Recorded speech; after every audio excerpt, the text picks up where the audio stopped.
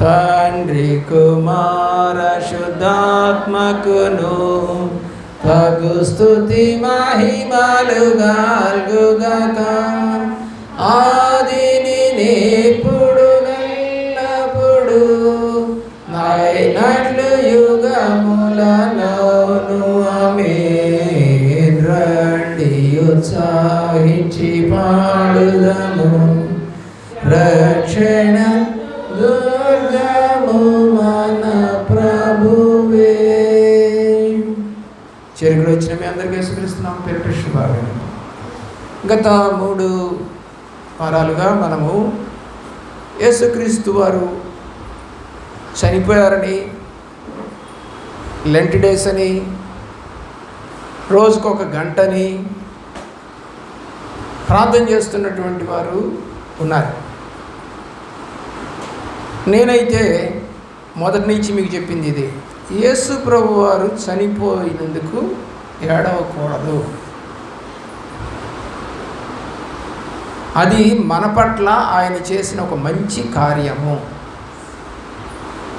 ఆయన గనక చనిపోకపోతే మనకి రక్షణ రాదు. ఆయన గనక చనిపోకపోతే ఆదరణకర్త మన వద్దకి రాడు, పరిశుద్ధాత్మ మన వద్దకి రాడు అని ఆయనే చెప్పాడు, శిష్యులతోనే చెప్పాడు ఆ మాట.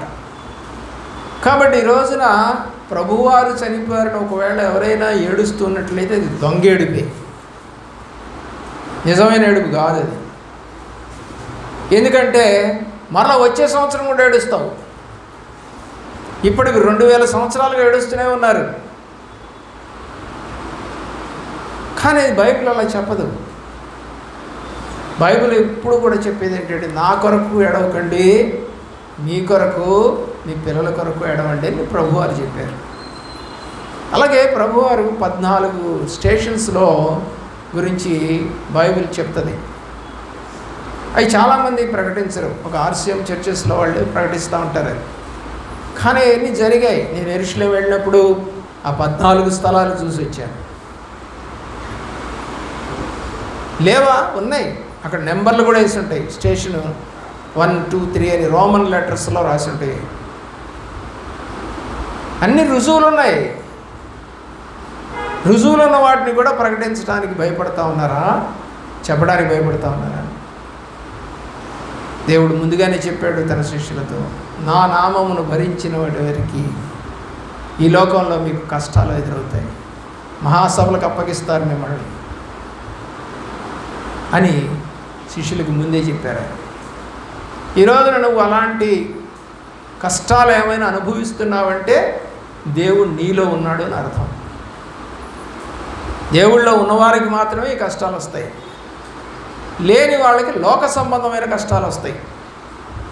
ఆయన నిమిత్తం కాదు వచ్చే ఆ కష్టాలు.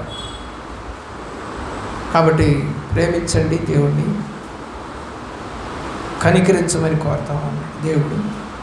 కనికరం లేనటువంటి మనుషులు ఈ రోజున మా అమ్మలను అన్నారు కాబట్టి కొంతమంది సేవకుని ఏం చేయలేక మందిరాలు మానేస్తారు. కొంతమంది ఏం చేస్తారంటే ఈ సేవకుడిని ఏమంటుంది బైబిలు, యేసు ప్రభు వారు ఆ యొక్క విశ్రాంతి దినాన బాగు చేసినందుకు ఈయన ఎలాగ చంపాలా అని చూశారట శాస్త్రులు, పరిచయులు. వాస్తవమే, చంపాలని ప్రయత్నం చేశారు. చేయటమే కాదు, చివర ఆ పస్కాకు వచ్చినప్పుడు కూడా ఆయన చంపాలని ప్రయత్నం చేశారు.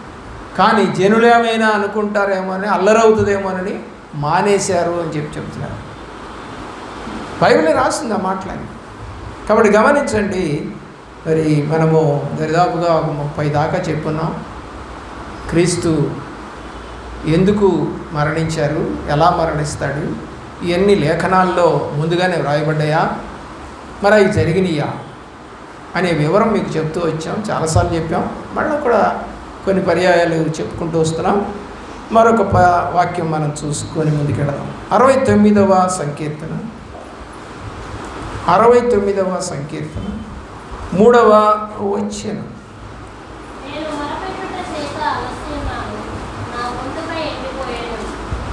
ఏమైపోయిందంట? గొంతుక తడారిపోయిందంట. తడి ఎప్పుడు ఆరిపోద్దండి? మన లోపల లాలాజలం అనేది లేకుండా ఉన్నప్పుడు, అంటే నీరు అనేది నోట్లోకి వస్తూ ఉంటుంది మనకి మాట్లాడేటప్పుడు, తడి తడిగా ఉంటుంది. లేకపోతే శబ్దం ఎలాగుంటుంది? తేడా ఉంటుంది. తడారిపోతున్న వాళ్ళకి శబ్దం మారిపోతుంది, కరెక్ట్గా రాదు. యోహాను రాసిన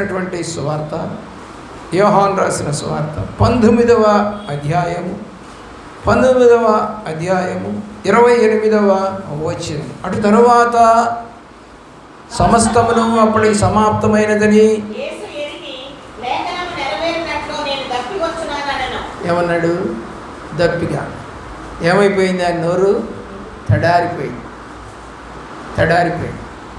తడారిపోయినటువంటి వాళ్ళు, ఆరిపోతుంది అనుకుంటున్నటువంటి వాళ్ళు ఏం చేస్తారండి? దాహం. పిల్లరా, ఒక అబ్బాయిని ఏమీ చేయలా,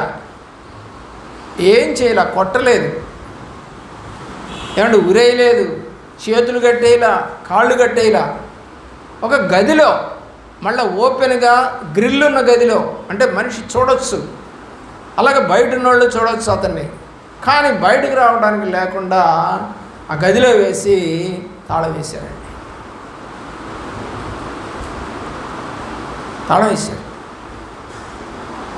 తెల్లారి లేచి జనాలు వీడు ఏమైనా బతుకున్నాడా చచ్చాడా ఎట్టున్నాడా అని చూద్దామని చూస్తే పడుకొని ఉన్నాడట.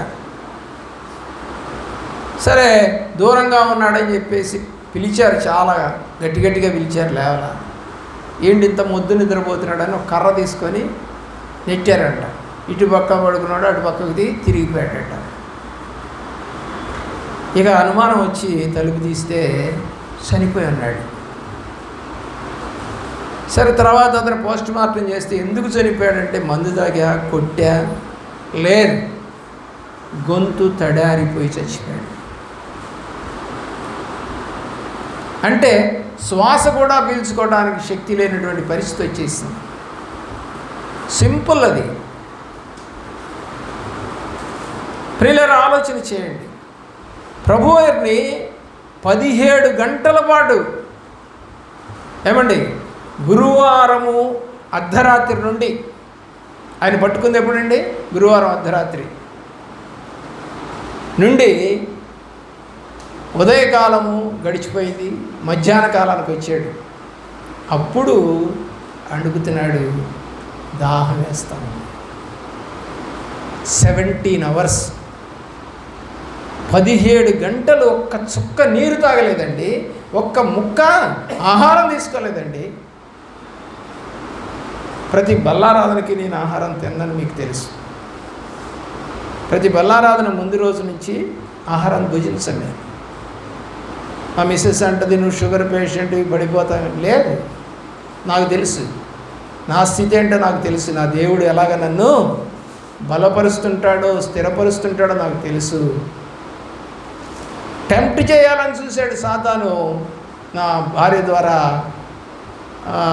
మరలా రెండోసారి, మరలా మూడోసారి అడిగింది. ఆ మాట అనేసాను, అమ్మా, నీ ద్వారా సాతానుడు టెంప్ట్ చేయాలని చూస్తున్నాడు నన్ను, వద్దు. టెంప్ట్ చేస్తాడు వాడు. భార్య కదా చెప్పింది, పిల్లలే కదా చెప్పింది, తిను, ఏమవుతావు, చచ్చిపోతావేమో, తిను. బైబిల్ మనం చెప్తూ, నా దేవుడు నన్ను కాపాడతాడు, నా దేవుడు నన్ను రక్షిస్తాడు, నా దేవుడు నన్ను బలపరుస్తాడు అని నేను చెప్తూ, నేనే మాదిరిగా లేకపోతే సంఘం ఎలా మాదిరి పడుతుంది? దేవుని ప్రేమిస్తున్న దేవుడు గొంతు తడారిపోయింది. 69వ సంకీర్తనలోనే 21వ చరణం. మరి ఏమి ఇచ్చారు ఆయనకి? ఇప్పుడు ఏం పెట్టారంటే చేదంట దేవుని యొక్క ప్రేమలో. 29వ వచనం చూడండి. 29వ వచనం 19వ అధ్యాయం.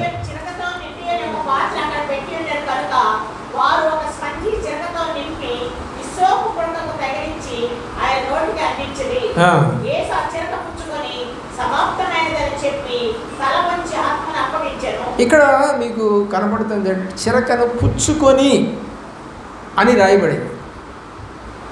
నిజంగా ఆయన చిరక పుచ్చుకోలేదు. ఆయన తాగనొల్లకపోయెను అని రాసి ఉంటుంది. ఆ చిరక మాచుపత్రికి సంబంధించింది. అది కనుక తాగితే మత్తు వస్తుంది. మత్తు వచ్చినప్పుడు నొప్పులు తెలియవు. నొప్పులు తెలియకుండా ఉండటం కోసం అని ఇస్తారు. అది దేవుని యొక్క ప్రేమలో ఆ చిరకని స్పాంజీ అంటే నీళ్లు ఇవ్వలేరు కాబట్టి అక్కడ దానిలో ముంచి అక్కడ ఇస్తే దాంట్లో నుంచి చుక్కలు చుక్కలు పడతాయి. అది నోటి దగ్గరికి తీసుకెళ్తారు. ఎత్తులో ఉన్నాడు కదా. అందుకని దేవుని ప్రేమిస్తున్నటువంటి ప్రియ బిడ్డ,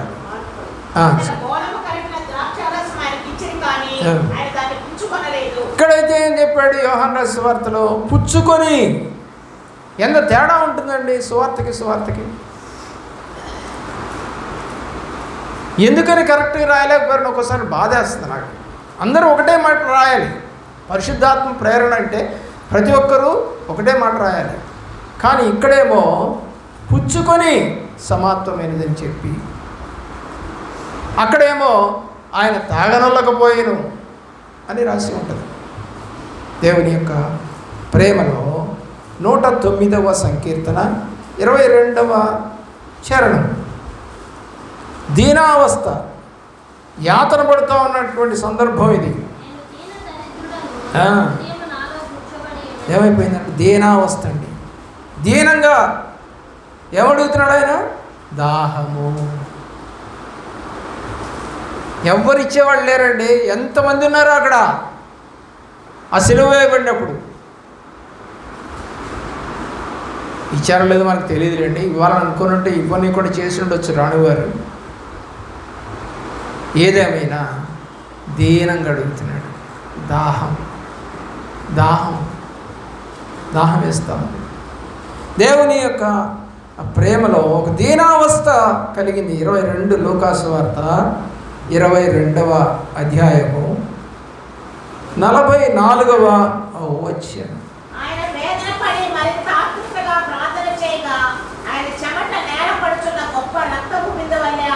ఏమైపోయిందంటే ఒక దీన పరిస్థితి అండి. ఆయన అంత దీన పరిస్థితి ఆయనకి ఎందుకు వచ్చిందో, ఎవరు తెచ్చిపెట్టారు? మానవులేగా అని మనం అంటాం. కానీ ఆ దీనస్థితి తెచ్చింది ఎవరంటే దేవుడే, తన తండ్రే. అలాంటి దీనస్థితి రావాలి. రాకపోతే కుదరదు. చూడండి, దేవుని యొక్క ప్రేమ మనము అనుకున్నంత తేలికగా వాక్యం ఉండదండి. కాబట్టి 109వ సంకీర్తనలోనే 25వ వచనం, 25వ వచనం ఏంటంట? నిందలు అంటండి. వారు నన్ను చూచి ఏం చేస్తున్నారు? అబ్బో వీడు గొప్పోడంట, వీడు దిగొస్తాడంట, వీడు బాగు చేస్తాడంట, రాడు అంట, రక్షించుకోలేడు. ఏమండి? నిందలు. ఒక నింద కాదు పిల్లరా, ఎన్నో నిందలు ఆయన పెట్టారు. ఆ నిందలు పెట్టినా కూడా బైబిల్లో మనం చదువుతాము, అతను నోరు తెరవలేదు. అన్ని మాటలు అంటున్నారు, శక్తి కలిగిన వాడే. కానీ ఒక మాట ఎదురు తిరిగి మాట్లాడట్లేదు. ఎందుకంటే లేఖనాల్లో యెషయా గ్రంథం 53వ అధ్యాయంలో అతను నోరు తెరవలేదు అని రాసింది కదా. అది జరగాలి కదా. మరి నువ్వైతే ఎంత నోరు బారేసుకుంటున్నావో ఈ రోజున. మమ్మల్ని అన్నారు, నన్నే అన్నారు, మా అబ్బాయిని అన్నారు, మా ఆయన్ని అన్నారు. నీ మనసులో ఏముందో నాకు తెలుసు, నువ్వు ఏమనుకుంటున్నావు కూడా నాకు తెలుసు. కాబట్టి నీకున్నటువంటి ఆ హృదయ గర్వం, తగ్గించుకోకుండా ఉన్నటువంటి గర్వం, దేవుడికి మహిమ రాకుండా ఆపేస్తున్నటువంటి ఆ గర్వం మంచిది కాదండి. తప్పైతే తప్పని ఒప్పుకోవాలి.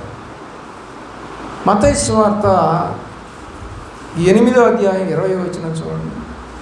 మత్తయి సువార్త 8వ అధ్యాయం 20వ వచనం.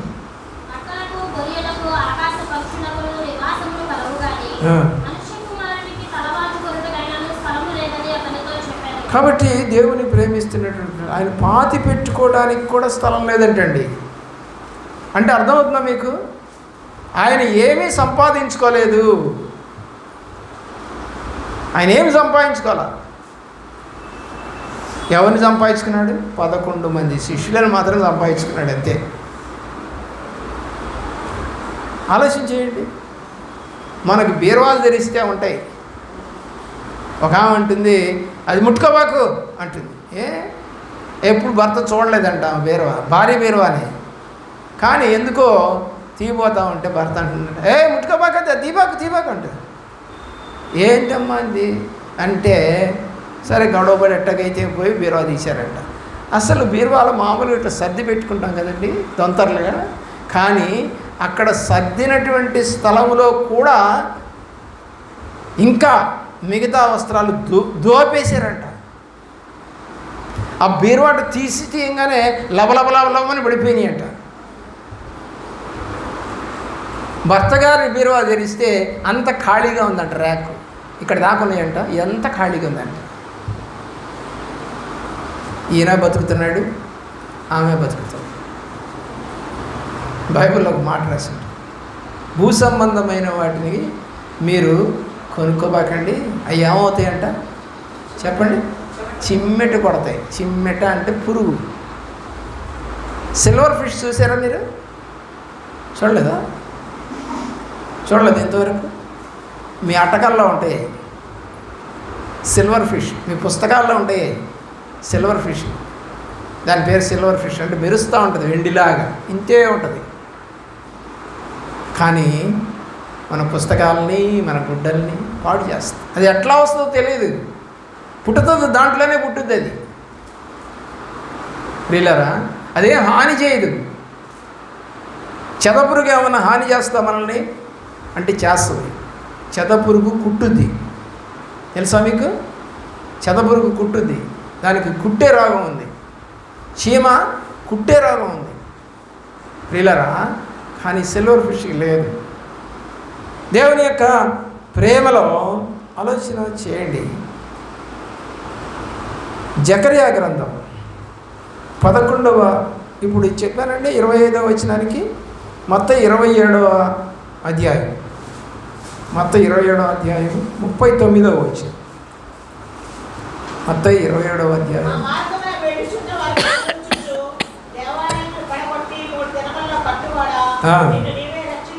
ఏమంటున్నారండి?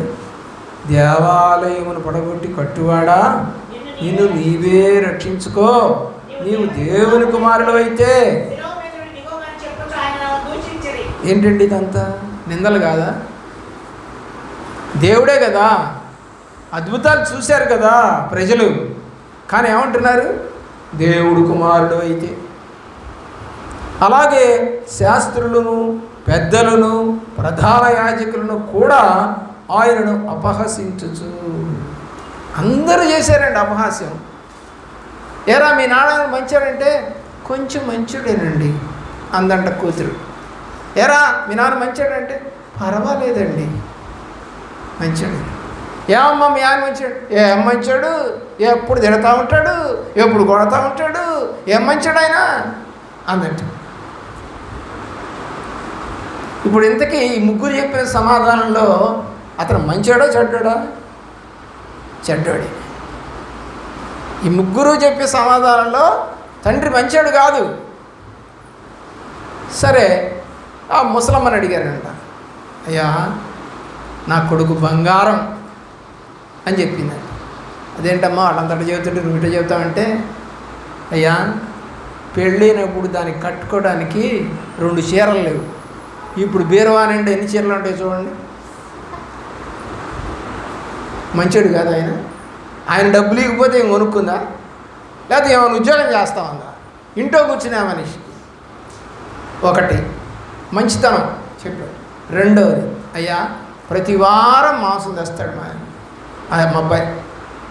వాళ్ళు ఎంత తింటలా అంత బలిసినారు చూడు ఒక్కొక్కళ్ళు. అవన్నీ ఎవరి సొమ్ము? నా కొడుకు సొమ్ము. మంచిది కదయ్యా. ఈ ఇల్లు కట్టించాడయ్యా లోన్ పెట్టి, ఇల్లు ఉండటానికి మంచోడు కాదయ్యా. ఆ బెడ్ కొనిచ్చారయ్యా, బండి కొనిచ్చారయ్యా పిల్లలకి, మంచోడు కాదయ్యా. చదువుకోవడానికి ఫీజులు కట్టాడయ్యా, రోగం వస్తే భుజాన్ని ఎత్తుకొని భయపడతారేమోనని నిద్రపోకుండా కాపలా కాశాడయ్యా, మంచోడు కదా, మంచోడు కదయ్యా నా కొడుకు. అలా చేయనోడు ఉంటే ఎవడన్నా వాడు మంచోడు కాదని చెప్పు, ఒప్పుకుంటాం.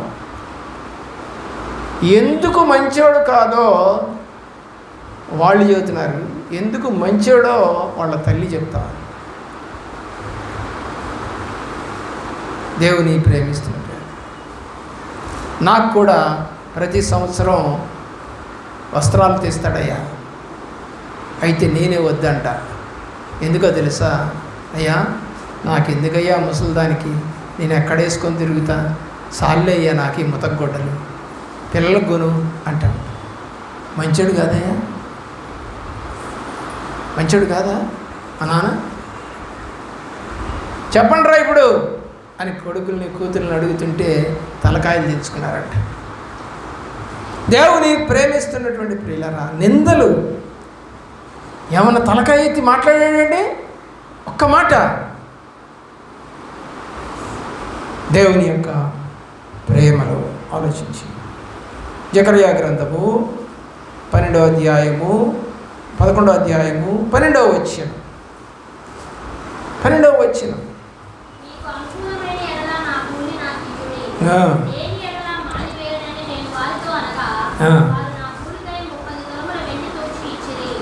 మత్తయి సువార్త 26వ అధ్యాయం 15వ వచనానికి రండి.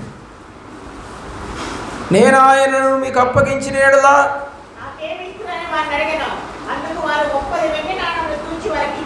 చూసారా, ఏదైతే నా కూలి, ఎవరండి? చంపటానికి కూలి.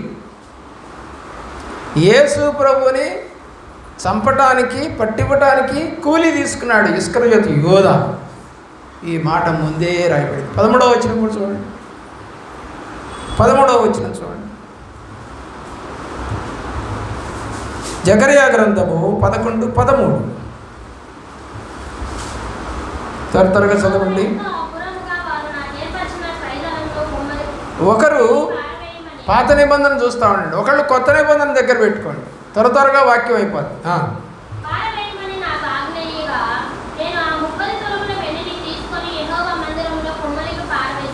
ఏం చేశాడట? మందిరంలో పారేశాడట. 27వ అధ్యాయము మత్తయి సువార్త 7వ వచనం.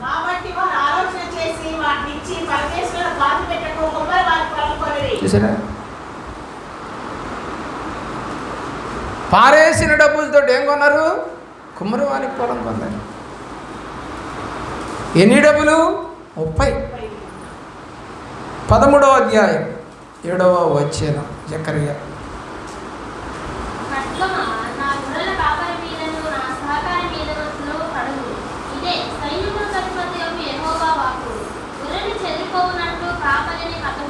అది ఏం చేయమన్నారండి?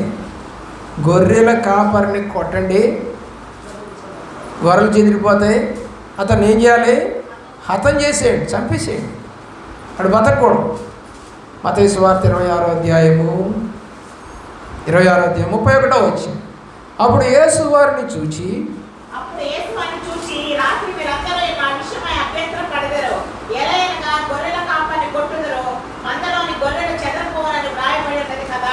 కాబట్టి దేవుడు ఆ ప్రవచనం ఏంటో మళ్ళా శిష్యులకి చెప్తా ఉన్నాడు. అలాగే జరిగింది బైబిల్లో. ఆయన్ని పట్టుకోవడానికి వచ్చినప్పుడు వారందరూ కూడా చెదిరిపోయారు, అందరూ చెదిరిపోయారు. దేవుడి యొక్క వాక్యం అది. ఇలా ఆలోచన. 12వ అధ్యాయము 10వ వచనం జకర్యా గ్రంథం 12:10.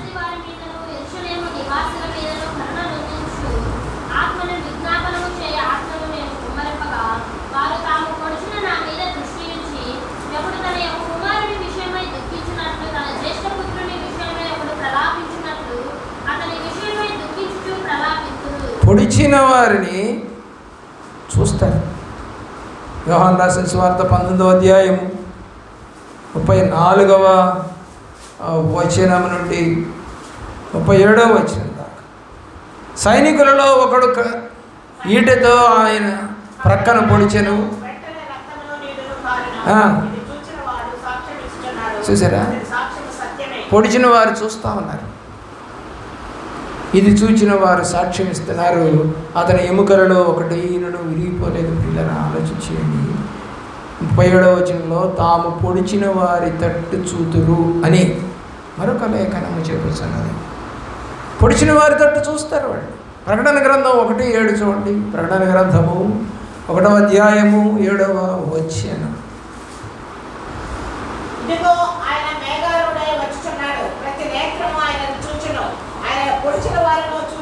దేవుడు వాక్యం అండి. పొడిచిన వారు చూస్తారు. ఆయన ఏమండి, వాళ్ళు కదా పొడిచింది, రోమా సైనికులు కదా చూసేది. మరి ఈ వాక్యం ఏంటండి, పొడిచిన వారంతా చూస్తారని రాశాడు. అది కేవలం సిలువ సంబంధించినటువంటి సందర్భమేనా? కాదు. పొడిచిన వారు కూడా చూసే రోజు ఎప్పుడంటే అంత్యదినం. అంత్యదినములో నువ్వు ఇష్టం రాజ్యంగా తిరిగావు చూడు, దేవుడికి ఇష్టం లేకుండా తిరిగావు చూడు, దేవునికి అయిష్టమైన పనులు చేసావు చూడు, వీళ్ళంతా ఎవరండి? ప్రభువుని పొడిచిన వారే. దొంగతనం, మోసం, అన్యాయం, దౌర్జన్యం, అక్రమ సంపాదన, వడ్డీ వ్యాపారాలు, ఏమండి ఇలాంటి అనేక పనులు నువ్వు చేసి ఉంటావు. ఇవన్నీ ఏంటో తెలుసా? పొడవటం. ఒక భార్య చచ్చిపోయిందంట. ఏమైపోయింది? ఒక భార్య చచ్చిపోయింది. అబ్బో, చెగున ఎగరేసుకొని తిరిగేదంట. ఒక 10-15 ఏళ్ల పాటు మామూలుగా తిరగలేదంట. ప్రియులారా ఆలోచించేయండి. చనిపోయింది. ఇక చనిపోయిన తర్వాత అండి ఈ అప్పులోళ్ళు వచ్చారంటండి. కొడుక్కి, కూతురికి, భర్తకి, ఇంటి వాళ్ళకి ఎవరికి తెలియకుండా మెయింటైన్ చేసింది. దౌర్జన్యం. బాగున్న రోజుల్లో దౌర్జన్యం. ఏం చెప్పేది కాదు, తన పని తను చేసుకుంటూ పోతూ ఉండేది. ఇప్పుడు వాళ్ళంతా రుజువులు చూపించేసరికి సరే మళ్ళీ ఈ కోర్టులు, ఈ గొడవలు ఎందుకు లేని భర్త పిల్లలు అన్నారంట, అమ్మ కొంతకాలం మాకు సమయం, ఒక 5-6 నెలలన్న సమయం ఇవ్వండి, మేము మొత్తం తీర్చేస్తామని చెప్పారు. ఎందుకంటే కోర్టుకి వెళ్తే చాలా గందరగోళం అయిపోతుంది, వాళ్ళ బతుకులన్నీ రోడ్డు మీదకి వస్తాయి. సరే 4-5 నెలలు అయిన తర్వాత వాళ్ళే పిలిచి డబ్బులు మొత్తం ఇచ్చారట. అయితే అందులోని ఒక వ్యక్తి అన్నాడంట, ఇన్ని డబ్బులు మీకు ఎక్కడి నుంచి వచ్చాయి అని అంటే, మీయేనయ్యాయి అన్నాడంట భర్త. మాయేనా? అవునయ్యా, మీరు ఇచ్చినటువంటి అప్పిచ్చిన డబ్బులతోటి ఇల్లు కొనింది మా అమ్మ, ఆ ఇల్లు అమ్మేశాం. కాబట్టి ఎవరి డబ్బులు అయ్యి? మావి కావు, మీ డబ్బులే అని వెనక్కి ఇచ్చేశారట. భూమి మీద మీరు ధనము సంపాదించుకొనకుడి. ఎలాగా? అన్యాయంగా. ఎవరో ఇచ్చిన అప్పు డబ్బుతోటి నువ్వు కట్టుకొని తీర్చకపోతే ఊరుకుంటారా? ఇప్పుడు వాళ్ళకి ఇల్లు లేదు, మరి ఎలాగుంటారయ్యా, మరి ఇల్లు లేదు కదా మీకు అని అంటే వాళ్ళు అన్నారంట, దేవుడు చూసుకుంటాడు అని చెప్పారు. ఎంత హృదయ వేదన చెప్పండి, ఎంత హృదయ వేదన. ఈరోజున నీ పిల్లలు ఎలాగున్నారు, నీ భర్త ఎలా ఉన్నాడు, నువ్వు ఎలాగున్నావు, అసలు ఎలా సంపాదించావో అవన్నీ పోగొట్టుకునే రోజు రాకూడదు, పోగొట్టుకునే రోజు రాకూడదు. మా నాన్నగారు ఒక మాట అనేవాడు, రేయ్ మమ్మల్ని చూసి మీకేదో ఒక ఇల్లు ఉంది కదా, ఇది రాసిస్తారు కదా, కాదురా నిన్ను సమాజం పొగడాలంటే నువ్వు సంపాదించి ఇది నా సంపాదనతో కట్టిన ఇల్లు, ఇది నా సంపాదన కొనుక్కున్న వస్తువు అని చెప్పుకున్న రోజే అని చెప్పారు. ఎవరి సంపాదన? నీ సంపాదనతో. కాబట్టి గమనించుకో, నువ్వు నిజమైనటువంటి వ్యక్తిత్వం కలిగిన వ్యక్తివైతే సంపాదించి కుటుంబాన్ని పోషిస్తావు. లేనివాడివైతే కుటుంబాన్ని పోషించే దౌర్భాగ్యుడు మారిపోతావు, పోషించలేని దౌర్భాగ్యుడిగా మారిపోతావు. ఛాలెంజ్ తీసుకోవాలని. మా ఇంట్లో నలుగురికి కూడా ఈ మాట వర్తించింది. నలుగురం సంపాదించాము, నలుగురం ఉద్యోగాలు చేసాం. ఎవరో ఇచ్చిన సంపాదనతో మేము బతకలేదు. ఉద్యోగాలు వచ్చాయి కాబట్టి ఆటోమేటిక్గా మేము కూడా సంపాదించాం, ఖర్చు పెట్టాం. ఇది ఇప్పుడు మా నాన్న ఇచ్చిందని చెబుతానా? చెప్పనుగా. మా పిల్లల చదువుకి మా నాన్న ఇచ్చిన డబ్బులు ఏం చెబుతానా? చెప్పనుగా. మా పిల్లలకి బళ్ళు కొనిచ్చినాయి మా నాన్న ఇచ్చిన డబ్బులు ఏం చెబుతానా? చెప్పనుగా. అనరుగా వాళ్ళు. మా నాన్నే కొనిచ్చాడంటారు, మా అమ్మే కొనిచ్చిందని చెప్తారు. అది షంషేరుగా బతకడం అంటే. బతుకనేది ప్రియులరా మనకొక వ్యక్తిత్వం కావాలి. వ్యక్తిత్వం లేని బతుకు కూడా బతికేనా? ప్రభువారు ఏమి స్వాస్థ్యాలు ఇచ్చిపోవాలి వీళ్ళకి. ఏమైనా ఇచ్చాడండి? 12 మంది శిష్యులకి ఒక్కొక్కడికి ఆయన ఇల్లు కట్టించి ఇచ్చాడా? పెళ్ళిళ్ళకి డబ్బులు ఇచ్చాడా? భోజనాలకు డబ్బులు ఇచ్చాడా? ఏమైనా ఇచ్చాడా? ఏమైనా ఇచ్చిపోయాడా? యోహాను రాసిన సువార్త 17వ అధ్యాయంలో కనపడుతుంది మీకు. అది అయ్యా నీ వాక్యమును వారికి ఇచ్చితివి, నన్ను నేను నీకు ప్రతిష్ఠ చేసుకుంటున్నాను, వారిని కూడా వాక్యములో ప్రతిష్ఠ చేయి అని ప్రభువారు అడుగుతున్నారు. దేవుని యొక్క ప్రేమలో యోహాను రాసిన సువార్తలో మీకు ఈ మాటలన్నీ కనపడతాయి.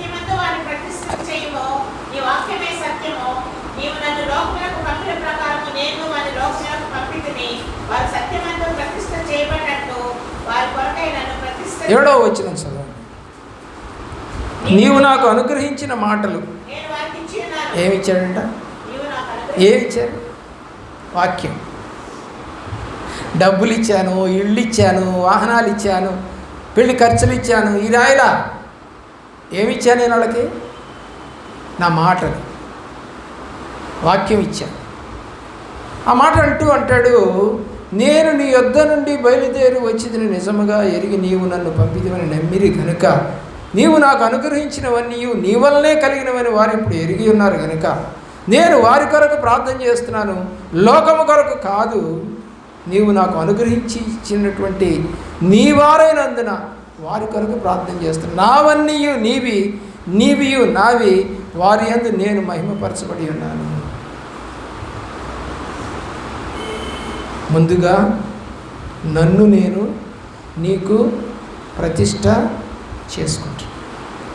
ఏం చెప్తున్నాడు? ఆయన ముందుగా ప్రతిష్ట చేసుకున్నాడు దేవుడికి.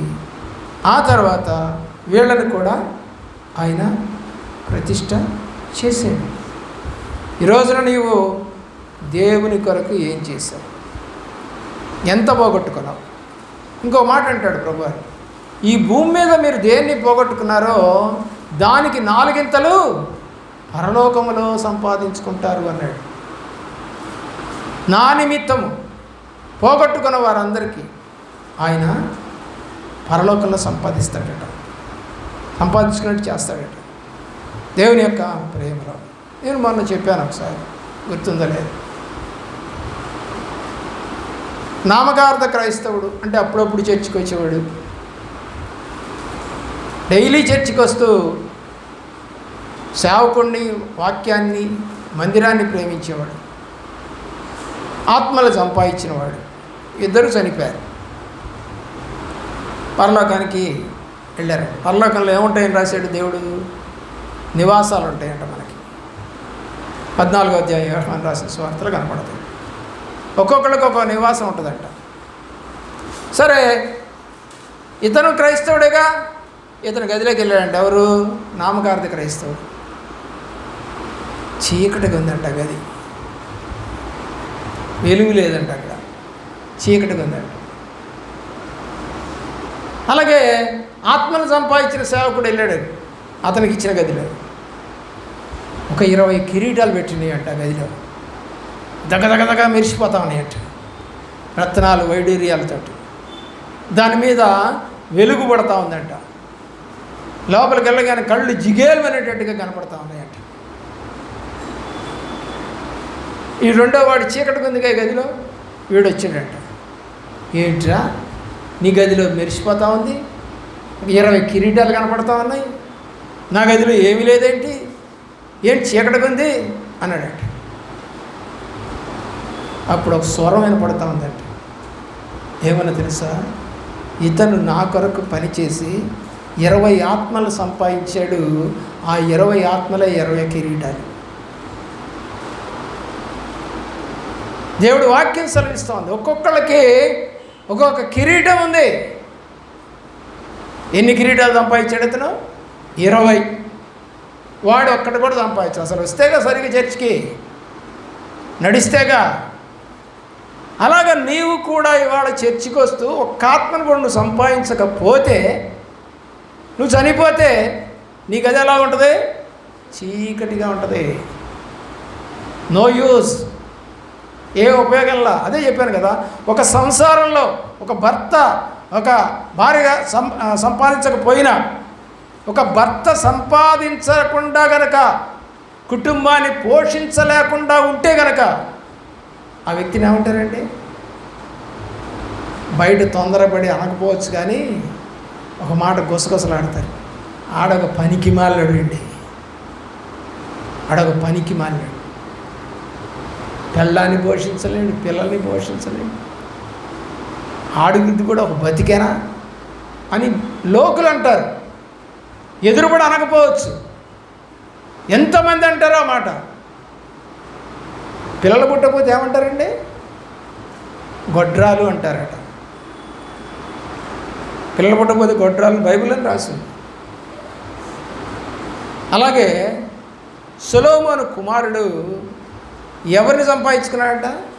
పనికి మాలిన వారిని. ఎవరిని సంపాదించుకున్నాడట? పనికి మాలిన వారిని. ఏం చేశారంట పనికి మాలిన స్నేహితుడు? అమ్నోను దగ్గర ఉన్న స్నేహితుడు ఏం చేశాడంట? తన చెల్లినే అనుభవించమని చెప్పాడంట. వాడెవడు? పనికి మాలిన స్నేహితుడు. ఉన్నారా నీకు? తప్పు చేయమని మీ ఇంట్లో దొంగతనం చేసి తీసుకురా, డబ్బులు తీసుకొని ఎంజాయ్ చేద్దాం, తాగుదాం, ప్యాకెట్ ఆడదాం, గుట్కాలు తిందాం, సినిమాలకు వెళ్దాం, షికార్లకు వెళ్దాం. ఈ బుద్ధి కనుక నీకు కానీ నీ పిల్లలకు కానీ వచ్చింది అంటే ఆ తల్లిదండ్రులు ఎలాంటి వాళ్ళు? పనికి మాలినవాడు. ఈ స్నేహితుడు ఎలాంటి వాడు? పనికి మాలినవాడు. తప్పుడు మార్గం చెబుతారండి. ఏమైపోయారు? అబ్షాలోము ఏం చేశాడు? అమ్నోన్ని చంపేశాడు. తమ్ముడే చంపేశాడు. పనికి మాలిన వారితో సహవాసం చేయకుము. ఇందాక నువ్వు చదువుకున్న కీర్తన గ్రంథం మొదటి కీర్తనలో ఏమనుందండి? ఏమనుంది? దివారాత్రములు ధ్యానించువాడు ధన్యుడు. బైబిల్ తెరుస్తున్నాక రోజు బైబిల్ తెరుస్తున్నావా? చదువుతున్నావా? ప్రార్థన చేస్తున్నావా? ధన్యత రావాలండి నాకు. ఎక్కడి నుంచి వస్తుంది ధన్యత? నువ్వు తిరిగింది లేదు, చదివింది లేదు, ప్రార్థన చేసింది లేదు, ఏడ్చింది లేదు, ఒకరికి ప్రార్థన చేసింది లేదు. ఇంకెక్కడి నుంచి వస్తుంది నీకు ధన్యత? నీ కొడుక్కి నువ్వు ప్రార్థన చేయగలవా? నీ భర్తకు నువ్వు ప్రార్థన చేయగలవా? నీకు పక్కింటి వాడికి బాగా లేకపోతే నువ్వు ప్రార్థన చేయగలవా? లేదా? మరి ఎందుకు ఈ చర్చి? ఎందుకు ఈ వాక్యం? ఎందుకు ఈ రక్షణ? దేనికి పనికి వస్తున్నాయి? లోకంలో ఉన్నప్పుడే నువ్వు పనికి మాలిన వ్యక్తిగా ఉంటే దేవుడికి పనికి వస్తావా?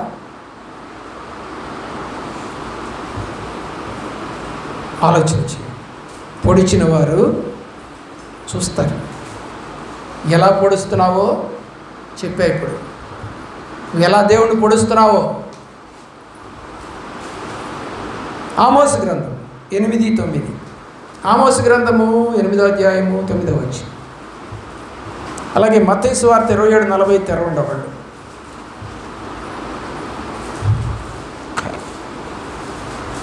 త్వరగా తెరవండి. 8:9 ఆమోసు గ్రంథం.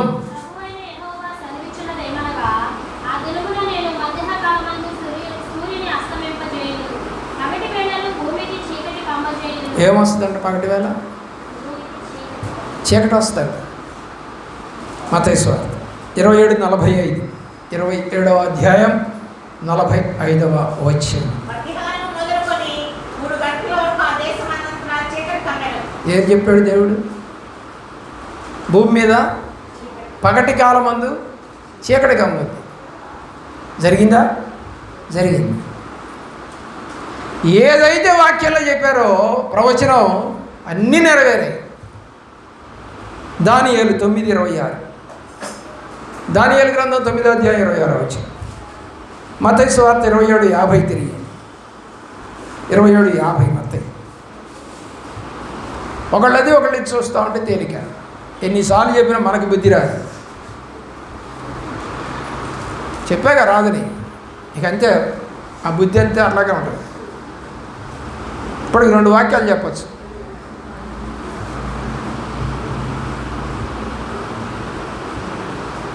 చదవండి 9వ అధ్యాయం 26వ వచనము.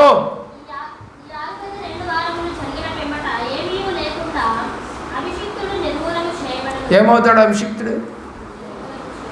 అభిషిక్తుడు అంటే కొత్త నిబంధనలో ఏమని పేరు పెట్టారు దానికి? క్రీస్తు. అంటే ఎవరు ఇప్పుడు అభిషిక్తుడు? అంటే ఇక్కడ క్రీస్తు మరణం చెందుతాడు. మత్తయి సువార్త 27:50. మత్తయి సువార్త 27:50.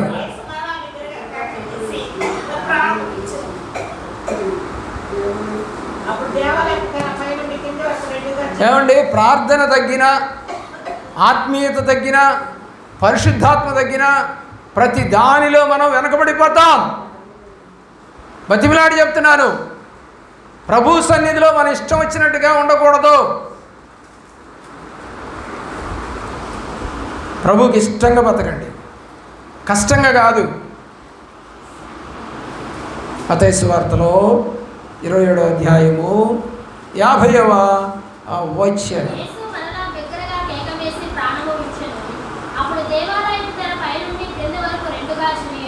ఏమైపోయిందండి? అభిషిక్తుడు చనిపోయాడు, చంపేశారు.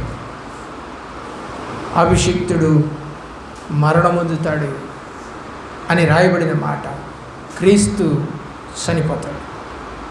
పిల్లలు ఆలోచించేయండి. దేవుడి చిత్తమైతే మరొక పర్యాయం మరికొన్ని మాటలు నేర్చుకుందాం. మోకరించండి, ప్రార్థన చేసుకోండి.